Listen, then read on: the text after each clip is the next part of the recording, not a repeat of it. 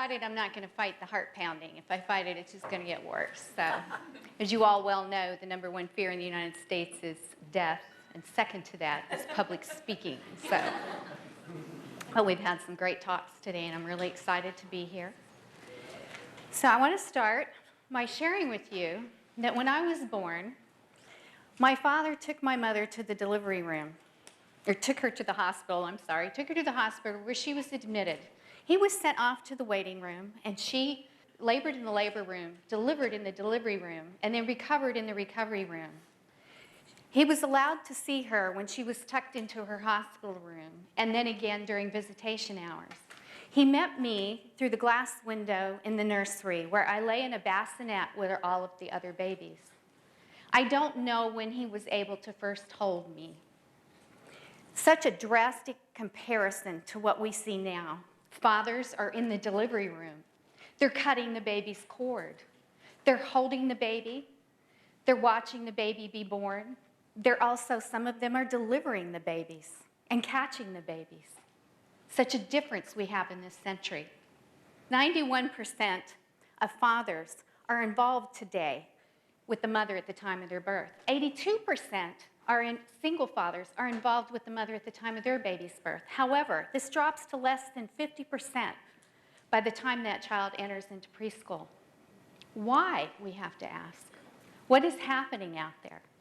Well, during the last 95 years, we studied mothers and babies. We conducted a lot of research in which mothers and babies were studied.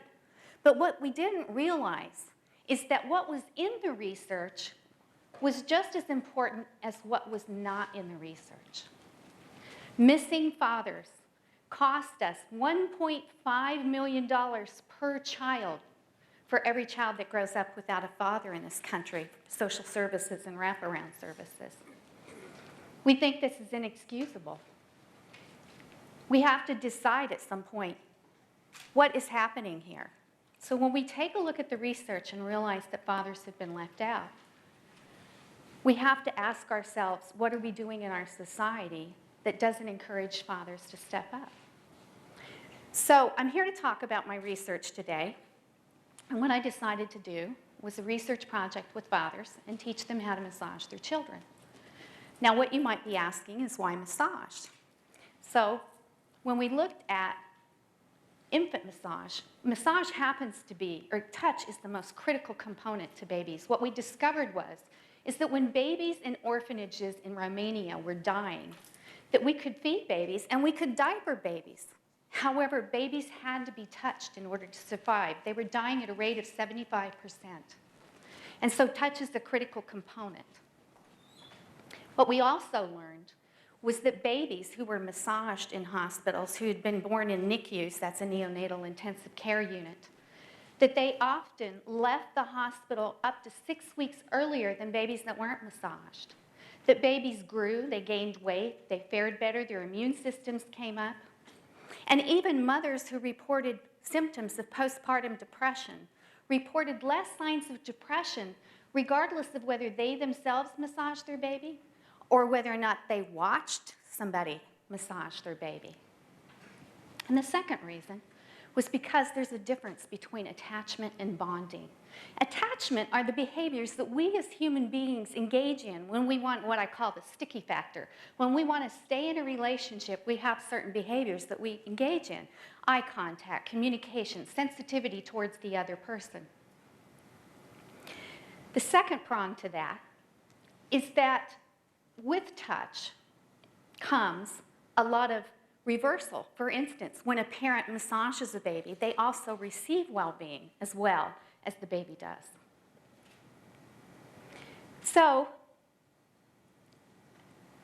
at this point, we had fathers, and we taught them how to I taught them how to massage their babies. And here's what they shared with me. They shared things like, I worry about my baby. I worry about whether or not my baby will die from SIDS. I worry about whether or not I've learned everything I need to know as a father. I worry about whether or not my baby is developing the way my baby should be developing. They shared with us a desire to be involved with their babies. They wanted the opportunity and the accessibility.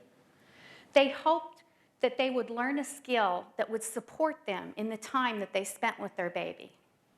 And as some mothers were kind of surprised to hear, they also had a desire not only to contribute to the lives of their baby and to make their baby feel better and to engage with their baby, but they also wanted to relieve the mothers from her stress and her caregiving. When I asked each one of these fathers why they wanted to be involved in the research, 100% of them made the same comment. And mind you, they were all in the privacy of their home and did not know each other. Each one of them said, because I don't have a breast. And what I didn't realize at the beginning of my research that I came to understand by the end of my research was that they desired both to help the baby, to soothe the baby. They felt powerless when mom was gone and the baby continued to cry. At the end of the study, what they shared with me, that they so enjoyed massaging that they made a commitment that they would continue to do so.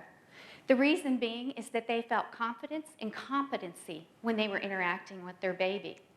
And as we know from the research, confidence and competency are the one thing that parents need in order to continue a relationship with that throughout the lifespan.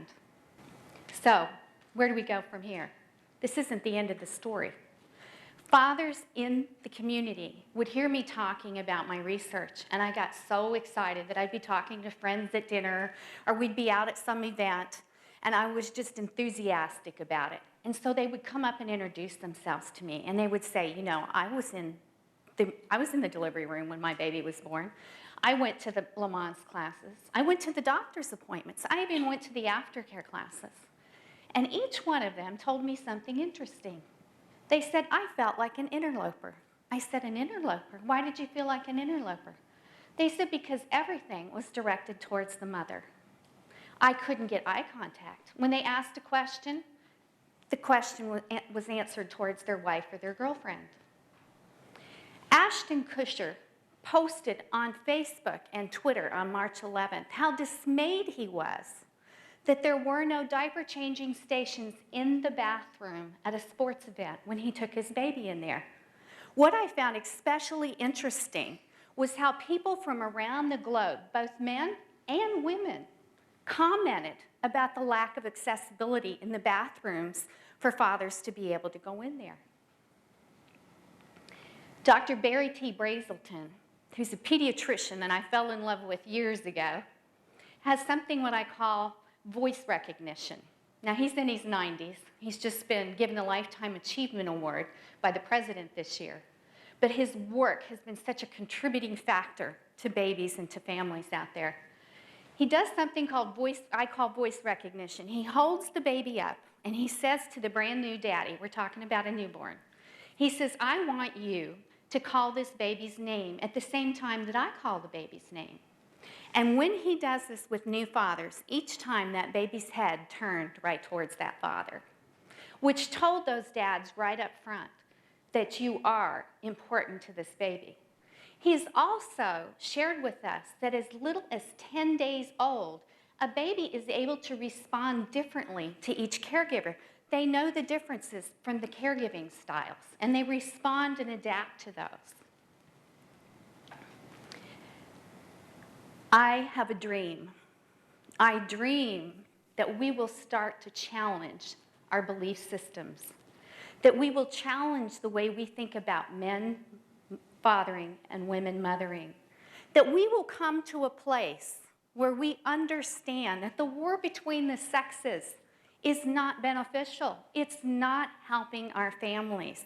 Where we come to understand that mother's rights and father's rights and grandparenting rights are not the issue, that we are the adults, that we have to stand back and say we have more responsibility, not less responsibility to a newborn infant, that we start to realize that every child born into our world has the right, the inalienable right to be loved and touched and nurtured.